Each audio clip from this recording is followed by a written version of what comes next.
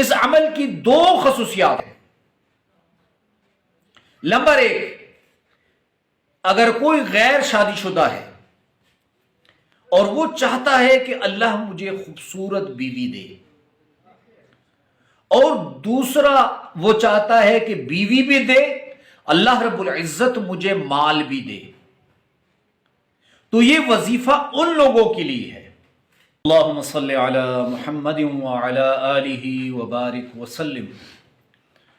لاکھوں کروڑوں درود و سلام امام الانبیاء شافع محشر محمد مصطفیٰ احمد مجتبی صلی اللہ علیہ وسلم اور ان کی آل طیبین طاہرین پر۔ تو میرے بھائیوں اور میری بہنوں، اللہ رب العزت نے وظائف میں بے پناہ طاقت رکھی ہے، اور وظائف کیا ہیں؟ اللہ کے وہ محبوب ترین الفاظ جو اللہ رب العزت کو پسند ہے، اللہ اور اس کے رسول صلی اللہ علیہ وسلم کے پسندیدہ ہیں، صحابہ کے پسندیدہ ہے، اولیاء اللہ کے پسندیدہ الفاظ ہیں۔ اور یہی وظائف، یہی الفاظ جب آپ اپنی زبان سے نکالتے ہیں تو یہ اللہ کے ہاں سفارشی بن کر آپ کی سفارش کرتے ہیں۔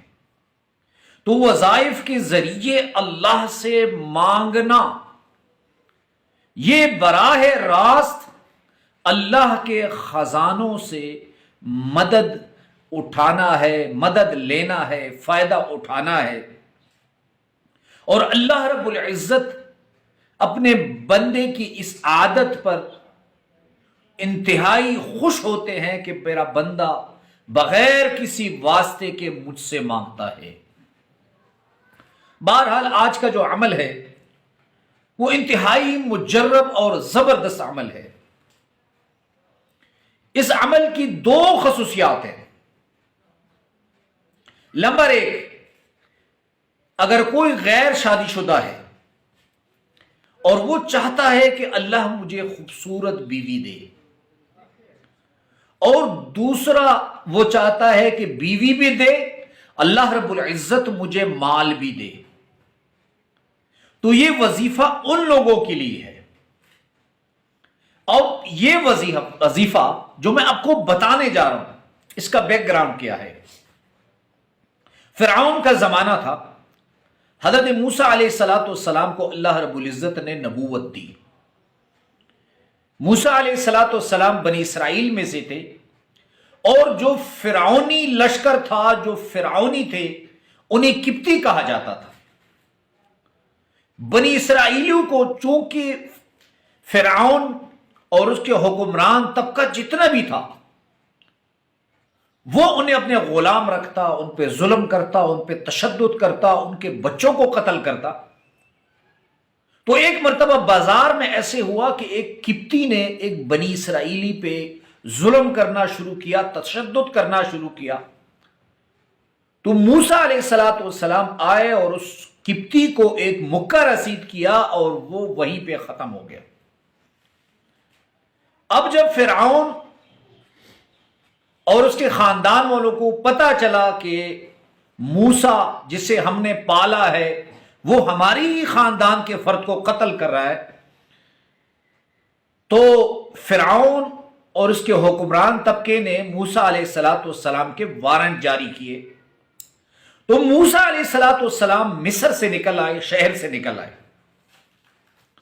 اب جب موسیٰ علیہ السلام صحرا میں آئے، دور دور تک آبادی کے نشانات نہیں، دور دور تک پانی یا درخت یا زندگی کے کچھ نشان ہوتے ہیں، انسان کو سمجھ آتا ہے کہ یہاں آبادیاں ہیں، لیکن موسیٰ علیہ السلام کو دور دور تک کچھ نظر نہیں آ رہا۔ تو اللہ رب العزت نے موسیٰ علیہ السلام کی زبان پر ایک چھوٹی سی دعا جاری فرمائی، رب انی لما انزلت الی من خیر فقیر۔ اے اللہ تو مجھے مال کیوں نہیں دیتا، خیر کیوں نہیں دیتا تاکہ میری پریشانی حل ہو۔ بہرحال موسیٰ علیہ السلام سفر کرتے رہے، آگے جا کر موسیٰ علیہ السلام نے دیکھا کہ ایک کنواں ہے، بہت سے لوگ وہاں جمع ہیں اور اپنی بھیڑ بکریوں کو پانی پلا رہے ہیں، لیکن دو نوجوان لڑکیاں سائیڈ پہ کھڑی ہیں۔ موسیٰ علیہ السلام نے ان سے پوچھا تو انہوں نے کہا کہ رش ہے، لوگ پانی پلا رہے ہیں، ہم نوجوان ہیں، ہمارے والد جو ہیں وہ بوڑھے ہیں۔ بہرحال موسیٰ علیہ السلام نے ان کے جانوروں کو پانی پلایا۔ جب وہ لڑکیاں گھر گئیں، اپنے والد حضرت شعیب علیہ السلام کو بتایا تو انہوں نے حضرت موسیٰ علیہ السلام کو پیغام بھیجا اور موسیٰ علیہ السلام ان کے گھر میں آئے۔ اب اس دعا کی برکت دیکھیں کہ اللہ رب العزت نے موسیٰ علیہ السلام کو بیوی بھی دی۔ شعیب علیہ السلام نے اپنی بیٹی کا نکاح حضرت موسیٰ علیہ السلام سے کیا، اور دوسرا اس ٹائم سب سے بہترین مال، قیمتی مال جو تھا وہ بھیڑ بکریاں تھی، اور حضرت شعیب علیہ السلام نے حضرت موسیٰ علیہ السلام کو بھیڑ بکریاں بھی تھی۔ تو اس چھوٹی سی آیت رب انی لما انزلت الی من خیر فقیر، اس کے دو کمالات، ایک خوبصورت بیوی، ایک حلال مال۔ اب یہ دعا کس کی زبان پر جاری ہوئی؟ حضرت موسیٰ علیہ السلام کی زبان پر۔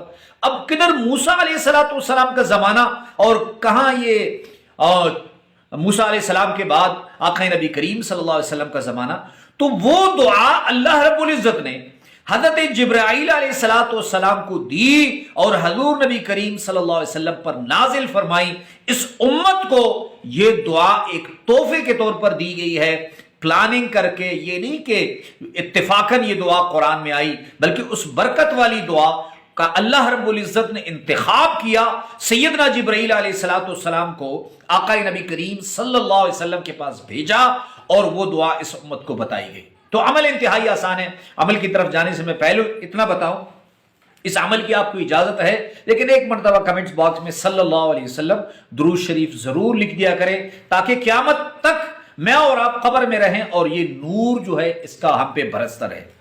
تو عمل آپ نے ایسے کرنا ہے کہ 33 مرتبہ ہر نماز کے بعد آپ اول آخر درود شریف پڑھ کر ایک مرتبہ بسم اللہ پڑھ لیں، پھر یہ دعا کر لیں رب انی لما انزلت الی من خیر فقیر، اور اس کو پڑھنے کے بعد ہاتھوں پہ دم کر کے چہرے پہ مل لیں، پورے بدن پہ مل لیں۔ اللہ رب العزت نے اس میں بے پناہ طاقت رکھی ہے۔ اللہ ہم سب کا حامی و ناصر ہو۔ وآخر دعوانا ان الحمدللہ رب العالمین۔